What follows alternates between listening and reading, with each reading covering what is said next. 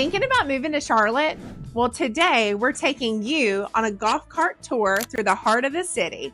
We're cruising through Charlotte's 4 wards, diving into the city's rich history, including why we're called the Hornet's Nest. And trust me, you'll want to stick around until the end for a wild piece of Charlotte history that you won't believe.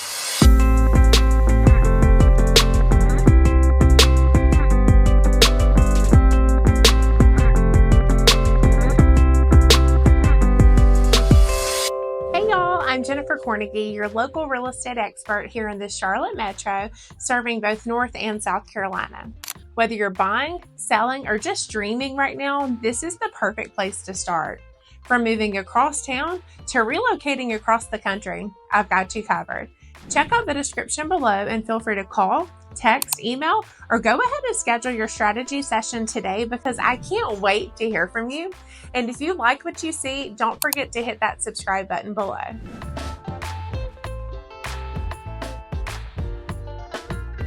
Okay, let's dive into something super fun today.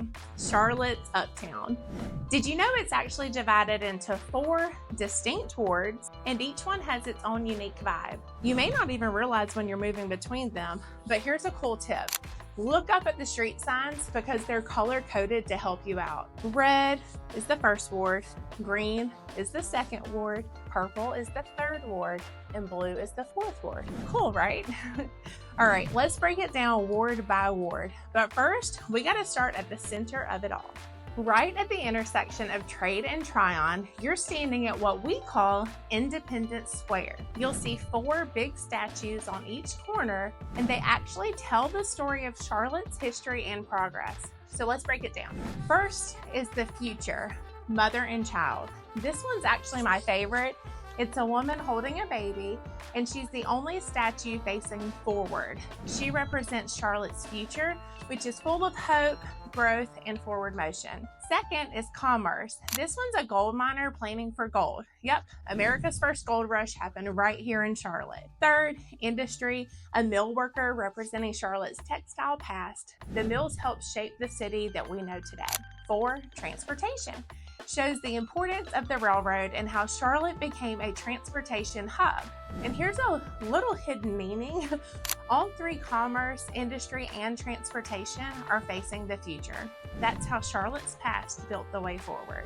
All right, let's start with the 1st ward. This area used to be all government buildings, and you'll still find some of that, but now it's growing like crazy. Think new apartments, townhomes, and green spaces. 1st Ward Park is a beautiful little escape in the middle of all the action. And if you're feeling studious, UNC Charlotte's Center City campus is right here too. Say that 10 times fast. It's a little bit of a tongue twister. Next up is the 2nd Ward, Charlotte's Business District. This is where you'll find Bank of America headquarters, the Charlotte Convention Center, and a whole bunch of high-rise office buildings. But here's something most folks don't know. Back in the day, 2nd Ward was called Brooklyn, and it was the heart of Charlotte's Black community, full of culture, education, and life. Sadly, much of it was lost to urban renewal. And y'all ready for a wild story? During the early 1900s, Good Samaritan Hospital, a historically Black hospital right here in the 2nd Ward, was where nursing students were told to find their own cadavers for study. They actually went to local graveyards and started digging. Things got so out of hand, the police had to create a whole department just to stop it. That school is long gone, so don't worry. Now, if you love a good time, 3rd Ward is where it's at. You've got Bank of America Stadium, go Panthers, Truist Field, home of Charlotte's Night, Batchelor Museum of Modern Art for all y'all art lovers, and don't miss Romare Bearden Park. It's got skyline views, green space, and it's named after a famous Charlotte-born artist. This is where locals go to hang out, have a picnic, or catch a concert. Now, let's slow it down a bit because the 4th Ward is full of old school charm. Picture Victorian homes, tree-lined streets, and that beautiful, cozy neighborhood feel right in the heart of the city. Back in the 1800s, this is where Charlotte's elite lived. Then it went through a rough patch before being lovingly restored in the 70s. Okay guys, now here's a juicy little fun fact. There's a bright orange house here tied to bootlegging during Prohibition. It even had a hidden liquor compartment, and folks used a secret flame as a signal that the alcohol was ready for pickup. The current owners still keep that flame burning today as a nod to its history. Homes in this area that we saw are typically priced between $800,000 and $1.5 million, just to give you an idea of that price point in the heart of Charlotte. All right, now ever wondered why Charlotte's the hornet's nest? It actually goes back to the American Revolution. British General Cornwallis came into Charlotte thinking he'd have an easy time. But no. Local militia fought back so fiercely, he called the city a veritable hornet's nest of rebellion. Instead of being offended, we were like, yeah, that's us. You'll see the hornet's nest symbol all over Charlotte. Charlotte-Mecklenburg Police Department has the logo on their cars, on the Charlotte Hornets jerseys and such. You'll even see it in the city's official seal. And what about the Queen City? That comes from Queen Charlotte of Mecklenburg-Strelitz, wife of King George III. That's where names like Mecklenburg County, Queens Road, and even businesses with crown or royal come from. Her portrait still hangs in the Mint Museum today.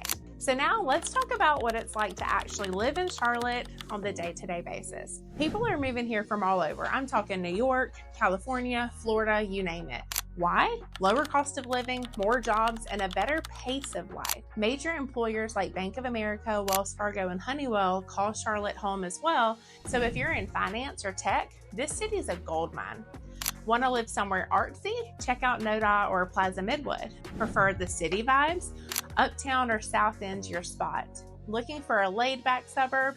You'll love probably Ballantyne, Lake Norman, or Lake Wylie. We've got over 50 breweries and an amazing food scene. Places like Optimist Hall bring together local bites from some of the best chefs in town. With mild winters and warm summers, we get to enjoy the outdoors year-round. From hiking to boating to biking, there's always something to do. And if you're into events, we've got plenty of those as well. Before we wrap up, let me share 2 more fun stories from today's golf cart tour. Underground tunnels. Yep, there are tunnels under Uptown Charlotte, originally rumored to be for bootlegging. They're actually used to move folks from the courthouse to the jail safely.